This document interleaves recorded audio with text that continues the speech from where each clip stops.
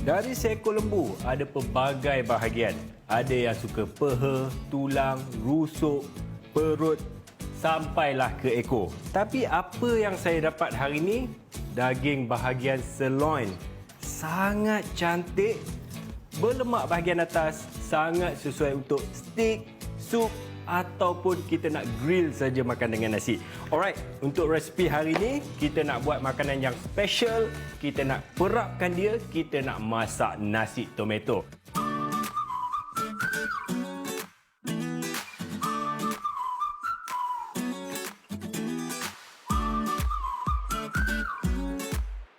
Alright, yang pertama sekali apa yang kita perlu buat? Kita nak buat perapan dia dulu. Okey, untuk perapan daging, kalau kita tengok daging kita ni memang sangat fresh, merah. Tak perlu perapan yang terlalu banyak. Apa yang saya perlukan dekat sini? Minyak zaitun. Okey, minyak zaitun seeloknya kita pakai extra virgin olive oil, minyak perahan pertama. Kalau kita tengok dia punya minyak pun memang sangat hijau berbanding dengan perahan kedua dan ketiga. Warna dia akan jadi lagi light. Kemudian kita nak buat perapan dia. Okey, kalau tengok dekat sini kita ada serbuk cili. Okey, serbuk cili tak perlu banyak, kita pakai dalam 1 camca. Kemudian kita letakkan juga garam. Okey, garam tak perlu banyak, dalam setengah camca. Kemudian kita nak buat perapan basah dia. Okey, kita pakai halia, kunyit hidup, bawang putih. 3 bahan sahaja untuk jadikan perapan yang sangat sedap. Tak perlu kita nak buang dia punya kulit tu, kita just basuh aja bersih-bersih. Kalau kita gunakan bahan-bahan yang segar ni sebenarnya, dia sangat berbeza daripada kita pakai serbuk. Sebab apa? Kalau kita tengok serbuk, memang dia punya warna sangat cantik. Tapi dekat dalam tu dia dah letakkan pewarna dan rasa dia sangat kurang. Kita kena tumbukkan dia dulu sekali dengan bawang putih sampai dia betul-betul lumat. Kemudian kita perapkan dengan daging. Okey, sebenarnya kalau kita buat perapan-perapan terutamanya daging, kita tak perlu dia terlalu lumat pun tak apa. Sebab apa? Bila kita perap dan kita grillkan dia nanti, kita dapat rasa apa yang kita perap tu. Kita masuk dekat dalam minyak, cili dan juga garam yang kita dah masukkan awal tadi. Yang ni kita perlu gaul pula bagi dia betul-betul sebati. Okey, macam ni. Dia agak kasar kan? So kita kena tambahkan sikit lagi minyak zaitun. So bila perapan kita tu sedikit berair, dia akan cepat serap masuk dekat dalam daging tu. Alright, gaul-gaulkan dia. Terus saja kita masukkan daging. Memang cantik. Okey, proses ni kita kena gaul-gaulkan dia.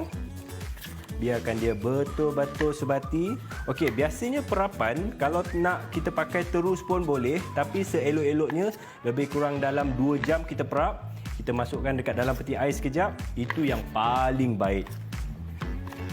Dan kita teruskan dengan nasi.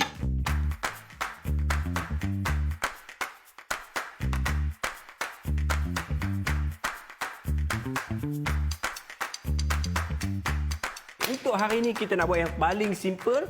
Kalau kita tengok bahan-bahan dekat sini pun memang sangat sikit. Rempah dia pun kita pakai 2 jenis, bunga lawang dan buah pelaga yang lebih saya buat teh semalam. Okey, kita teruskan dengan proses yang pertama. Okey, kita hidupkan api dulu. Kemudian kita pakai minyak ataupun ghee. Lebih kurang dalam 4 camca. Terus kita tumiskan kita punya bunga lawang, buah pelaga, masukkan dulu. Kemudian kita nak tumiskan juga halia, lebih kurang dalam besar ibu jari lah. Okey, halia ni kita tak perlu nak susah-susah buang dia punya kulit. Kita boleh terus pakai. Kita potongkan nipis-nipis.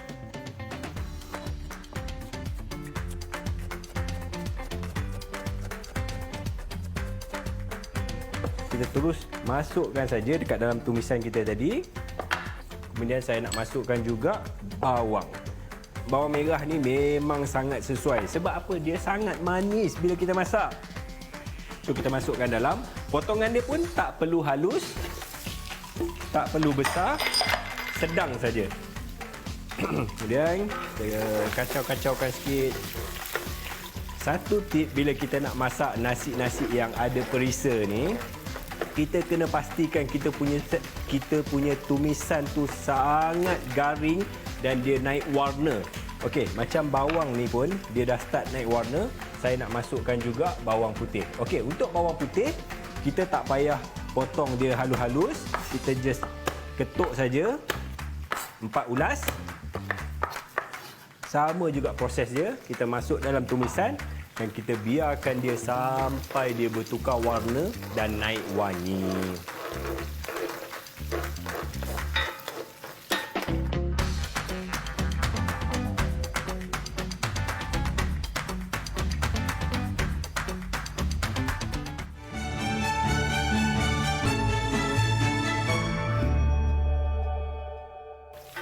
Okey, bila dia dah bertukar warna, dia jadi garing, kita punya halia pun nampak. Dia bertukar warna kan? Okey, terus saja kita masukkan tomato puree. Lebih kurang dalam 4 sudu, 4 camca.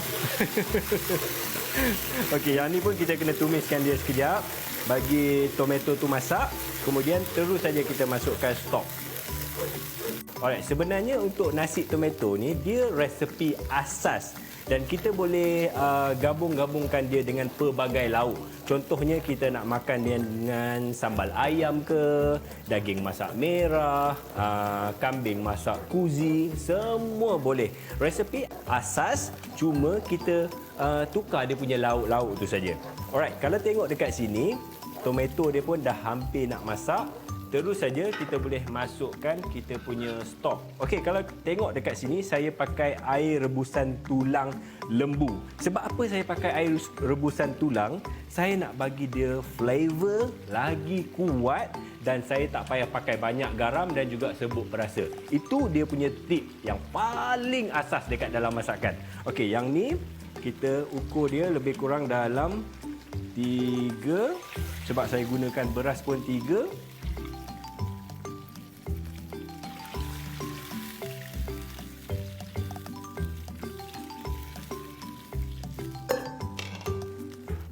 Sambil-sambil kita kacau sampai dia dah menggelegak tu kan. So bila dia dah menggelegak saja, kemudian kita nak bagi dia lemak sikit. Okey, lemak datangnya daripada susu cair. Okey, susu cair ni kita terus masukkan saja lebih kurang dalam setengah mangkuk.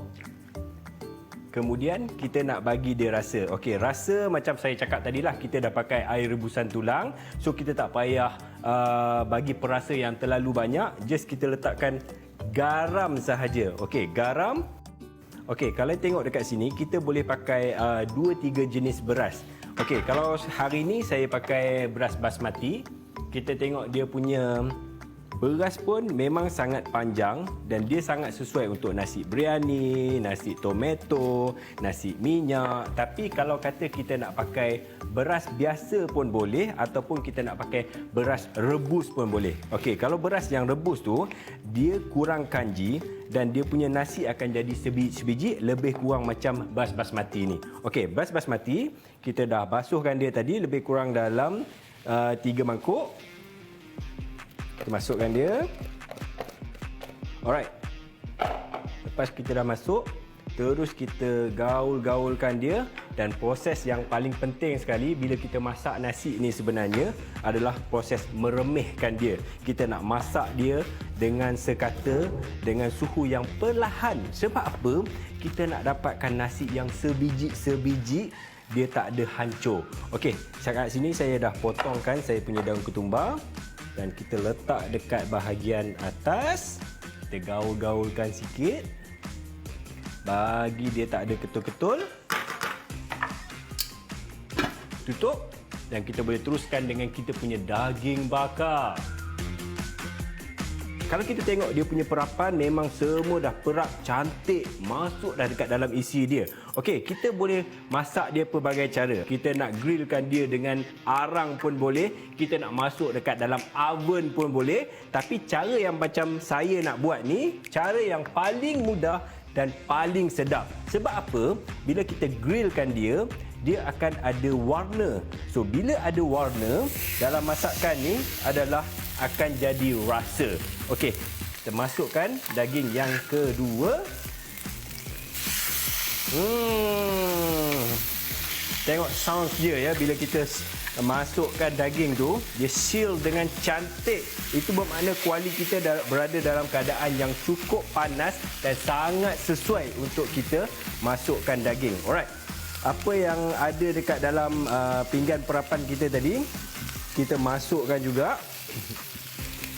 Okey, untuk masak daging bahagian sirloin kalau kita tengok dia ada dua lapisan.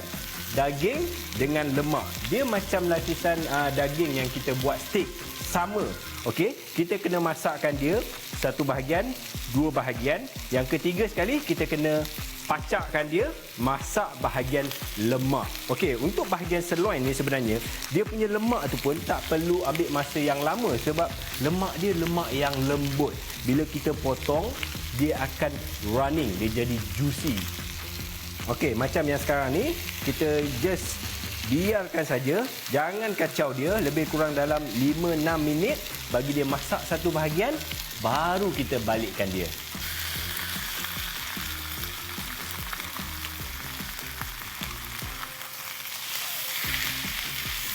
Alright, lebih kurang dalam 15 ke 20 minit. Saya confirm nasi ni memang dah kering. Okey, kalau kita tengok, wah, terbaik. Dia punya warna cantik. Nasi dia sebiji-sebiji. Okey, tapi dia belum betul-betul kering Bila dia masih ada lagi air-air tu, kita slowkan api, kita kecilkan api, biarkan dia betul-betul steam. Dia serap semua cecair yang ada tu dan dia akan jadi sebiji-sebiji. Okey. Berbalik kepada kita punya daging. Macam mana kita nak tahu dia dah masak? Okey, kalau kita tengok bahagian atas dia ni, dia dah mula keluarkan air dia. Jus dia ni sebenarnya, bukan darah. Okey, ini bahagian memang dia dah masak, bahagian bawah dia. Kita cuma kena balikkan dia. Balikkan dia. Satu lagi bahagian. Saya sangat suka dia punya sound tu. Okey, bahagian bawah, atas memang dah cukup masak. Bahagian lemak ni kalau kita masukkan dekat dalam oven, dia akan masak dengan sekata semua sekali. Tapi bila kita gunakan pan, kita dah balik bahagian bawah, bahagian atas. So bahagian lemak dia pun kita kena biarkan dia kena juga. Okey, kalau kita tengok dekat sini, dia dah bertukar warna kan? Tapi bahagian atas dia masih lagi mentah. Okey, apa yang perlu kita buat? Kita ambil 3 ketul ni. Okey. Kita biarkan dia masak lebih kurang dalam 5 ke 6 minit lagi. Cukup cantik. Okey, satu lagi tip penting bila kita masak daging. Bila kita dah angkat, kita letak dekat atas pinggan ataupun atas chopping board. Jangan terus potong. Kita biarkan dia sekejap dalam 5 ke 6 minit. Sebab apa? Kita nak pastikan dia punya jus tu masih lagi dekat dalam. Bila kita terus angkat daripada kuali, potong, secara automatik dia punya jus dekat bahagian dalam tu akan keluar dan daging kita akan jadi berhampas, dia keras. So kita tak mau dia punya situasi yang macam tu.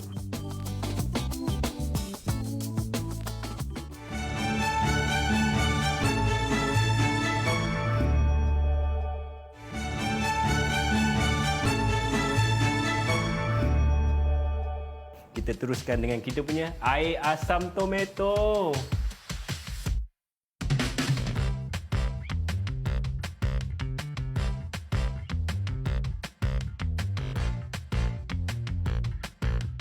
Okey, untuk sambal tomato, asas dia apa yang perlu kita ada? Sama juga kita kena pakai batu lesung.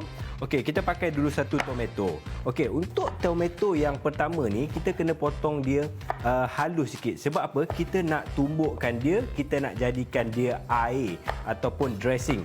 Yang ni kita masukkan dulu. Kemudian kita nak letakkan juga bawang. Okey, bawang sama juga kita pakai shallot ataupun bawang merah kecil ni. masukkan dulu dekat dalam tomato.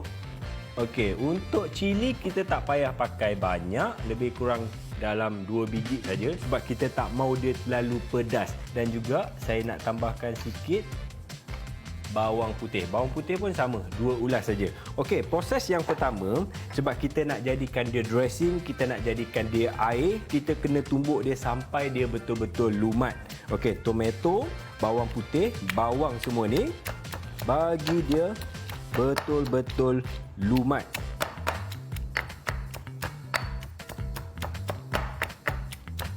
Dia akan keluarkan air. Ini yang saya cakap dia akan jadi dressing tu.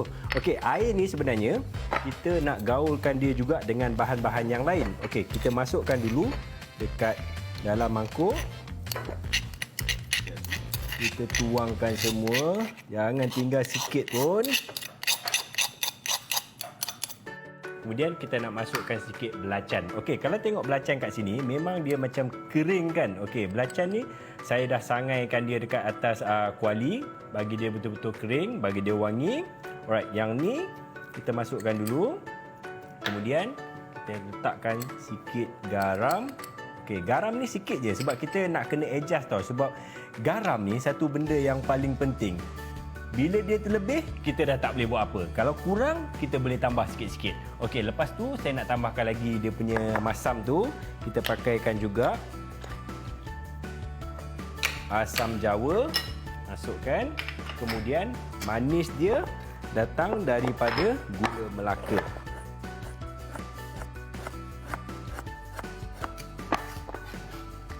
Masukkan dekat dalam.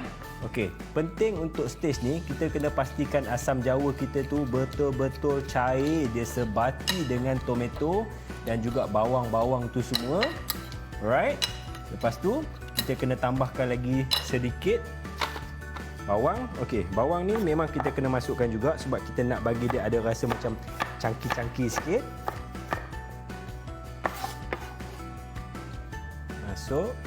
Kemudian tomato. Okey, untuk tomato kalau boleh kita cari dia yang paling merah, yang paling berair. Itu yang akan bagi rasa dia lagi Okey, yang ni kita just potong.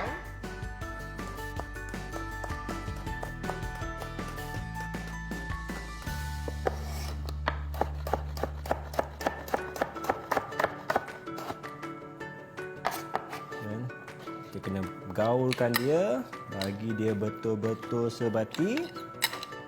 Dan kita boleh terus potong kita punya daging tu untuk dihidangkan. Okey, kita ambil bahagian daging ni. Okey, cara potong dia sebenarnya kita boleh ikut kita punya kesukaan, sama ada kita nak bagi dia tebal ataupun nipis.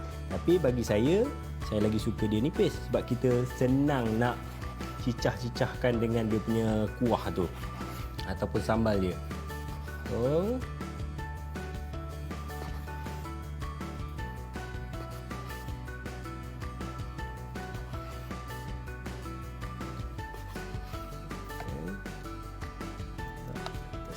Okay.